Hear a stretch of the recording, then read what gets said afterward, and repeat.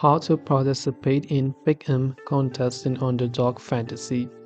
Now, in order to participate in pick'em contest and Underdog Fantasy, first of all, it's important that you have already created your account on Underdog Fantasy. Go to its designated website on underdogfantasy.com and log into your account. After that, you simply have to navigate to the pick'em section of Underdog Fantasy platform. You'll find various contests for different sports and events. By default, you'll already be under the pick'em section, by the way.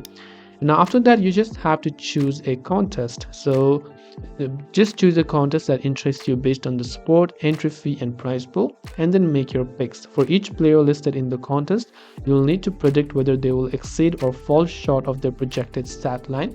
You also want to make sure to submit your entry. Once you've made all your picks, submit your entry to the contest. Wait for results, because after the games are completed, Underdog Fantasy will automatically calculate the results and determine the winners. Now if you go to the rules section of pick'em section inside Underdog Fantasy, you'll have all the different type of rules and how everything is handled. I'll also make sure to drop a link for this in the description box below so you can check them out in detail. I hope the video helped you. If you have any questions, feel free to leave them down. Thanks for watching and see you in the next video.